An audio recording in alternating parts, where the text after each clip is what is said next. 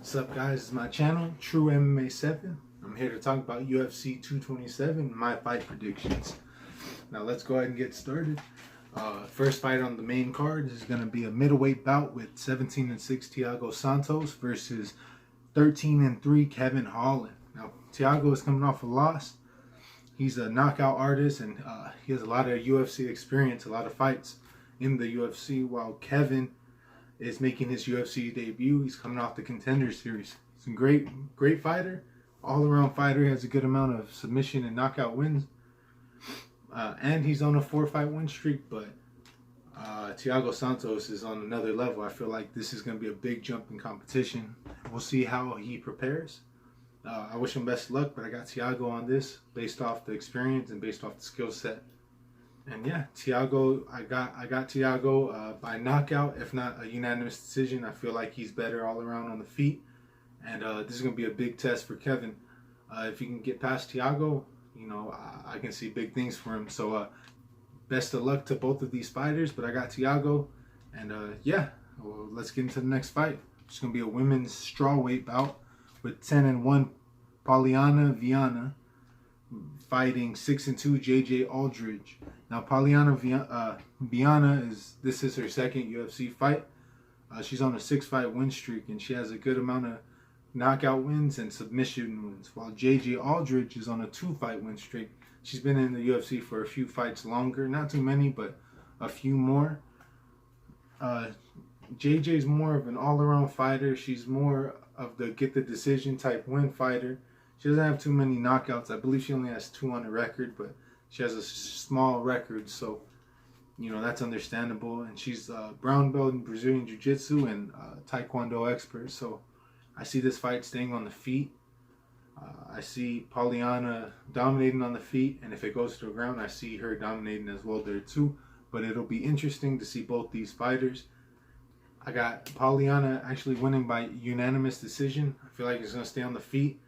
JJ can last a full 3 rounds, but I don't think she's going to be able to stand up or keep the pace or keep the same level of skill that Polyana has. But I feel like she's going to be able to at least grind out the 3 rounds, and I see Polyana winning by unanimous decision. And yeah, next fight's going to be a featherweight bout with 25-9 Cub Swanson fighting 12-1 Renato Moicano. And yeah, I mean, if you're a fan of MMA, you already kind of know who Cub Swanson is. UFC vet, been in the game since WEC. He's fought so many great fighters, from Frankie Edgar to Brian Ortega to Jose Aldo. Everyone pretty much at the top 5 of the weight class. A lot of experience, great ground and stand-up game. He's all-around fighter. He's not too much of an expert at one particular thing, which isn't a bad thing. He's more of an all-around jack-of-all-trades type of fighter.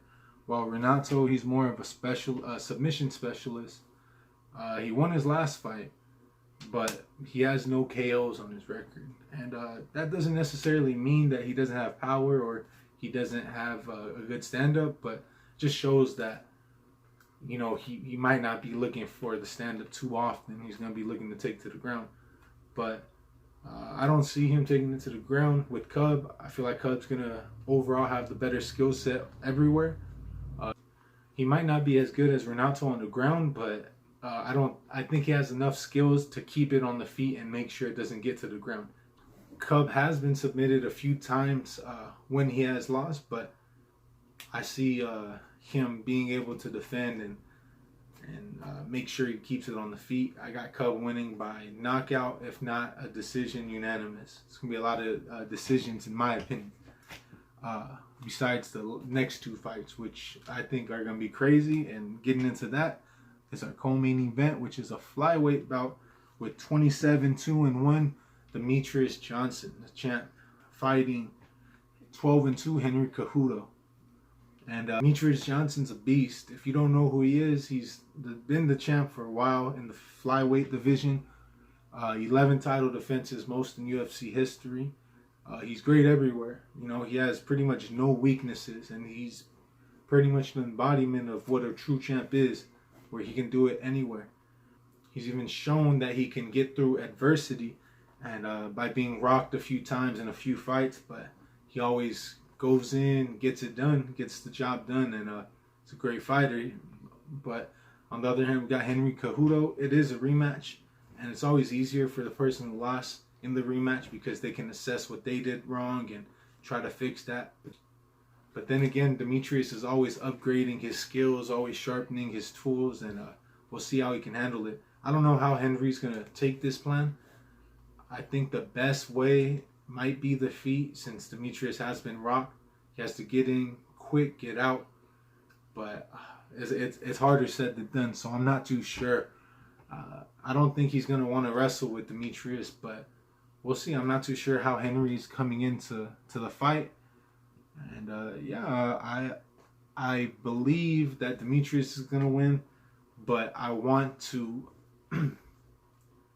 I believe Demetrius is going to win, but I actually want Henry to win. Not nothing against Demetrius, but I don't know. I just have a feeling. So I'm going to pick Henry, but I feel like Demetrius might win.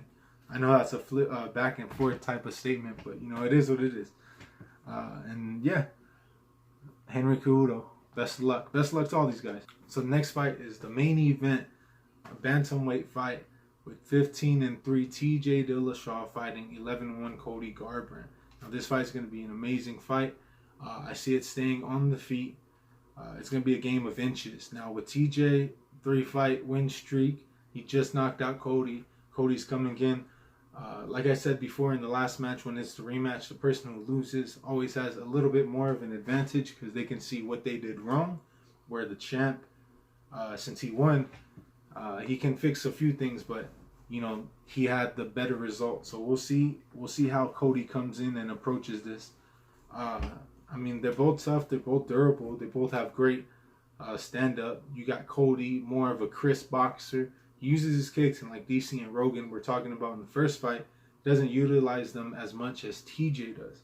TJ, he'll throw kicks and punches to really put the hurting on you, while Cody, he'll throw kicks, but he'll throw kicks to set the punches up. And we'll see how things go with that. We'll see how he plans out. I feel like TJ's going to try to wrestle him. We haven't seen Cody get on the floor like that. I feel like he's going to try to do what he did to John Lineker 2 fights ago. And we'll see what happens. I feel like he might do that, but I hope he's going to stand up on the feet. I got TJ winning this one.